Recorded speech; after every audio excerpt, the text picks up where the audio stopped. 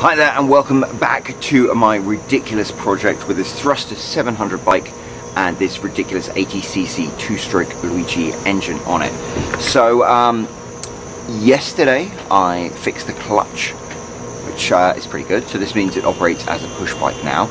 The next thing to do is actually mix some fuel for it and see if it actually runs. Obviously we're not going to run it too far because the exhaust is completely missing. But it is going to be interesting, so I think it is going to fire straight up. The first thing I had to deal with though was the throttle assembly that actually snapped off. I ended up using Loctite, just the super glue, to glue it back on. I thought that was going to be a terrible, terrible idea. I didn't think it was going to work. I was so convinced it wasn't going to work that I didn't bother videotaping it, but in the end it did a fantastic job. So I wasn't sure it was going to work, but I repaired the throttle assembly here with Loctite. Just simple super glue. Loctite is the strongest adhesive on earth. I didn't think it was going to do quite as good a job as it ended up doing, so this is great. So this is the throttle assembly, and now that works. And the throttle assembly, of course, pulls this cable, which will open and shut the carburetor, which squirts gas into the cylinder. So that's great. Now it is time to move on to the fuel. And the difference between a two-stroke engine and a regular four-stroke engine is the fact that the two-stroke engine, you have to mix your fuel, your gasoline, with a certain amount of oil. That's because a two-stroke engine doesn't have a separate compartment for oil, so you need to lubricate it and fuel it all at once.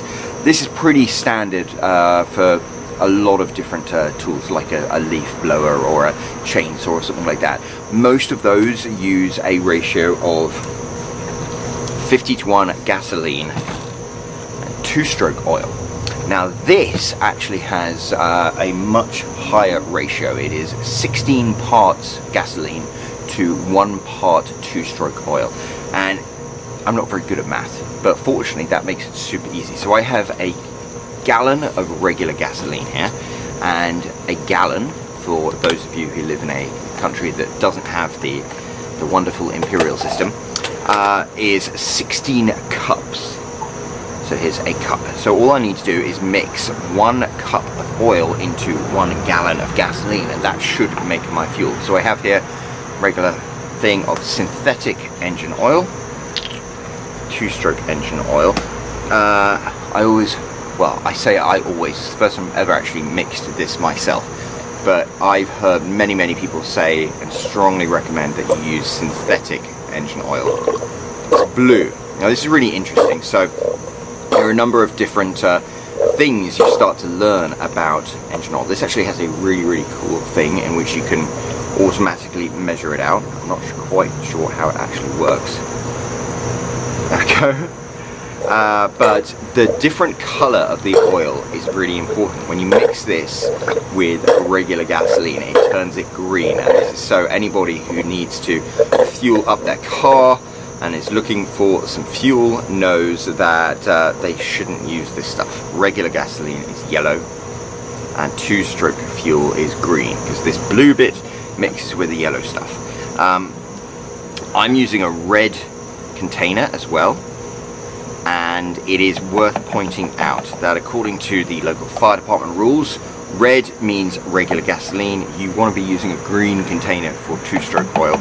I don't have a spare two-stroke oil container, but the nice thing is it does have this symbol here, this thing you can put in it that says gas oil mix, so I'll fill this in 1:16 ratio. Okay, that is done. This is kind of exciting. We shake it up. In the meantime, close up this and we start fueling this baby up. Okay, so the gas tank is on top of the bike, just like in a regular motorcycle. It's one of these stupid safety things you need to push down. There we go. You can see the green fuel.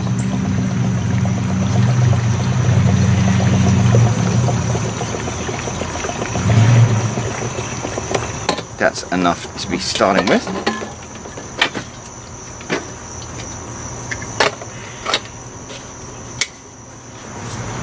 Now we've done that, we can open up this and hopefully start seeing some fuel come through.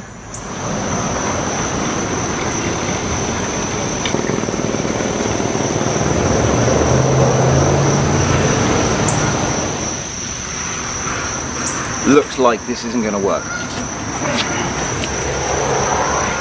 If you saw from those last videos, I didn't have the best of luck getting this thing started off for a number of reasons. The first was I wasn't completely sold on how to get the gas from the tank down to the bottom. I'll show you in a second. And then I had a big problem. You might have seen it in the video when I was actually running it.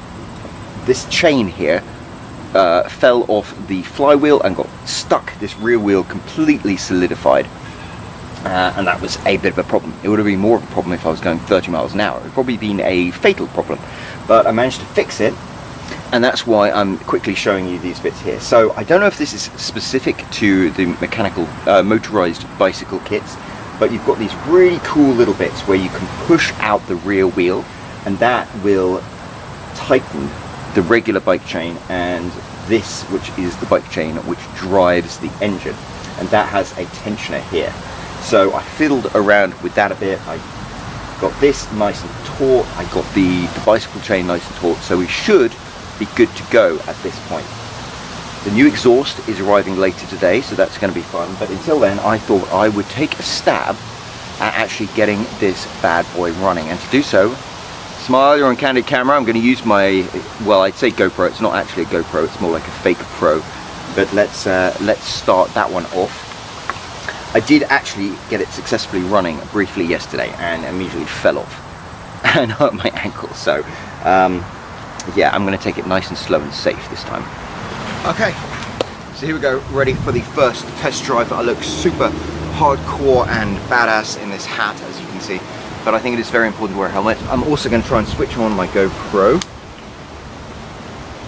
So I'm going to look here. I think it's working. Let's see. Put on something to protect your upper body? No, I'm just going to go run back and forth quickly. Let's see. Here we go. Trust me.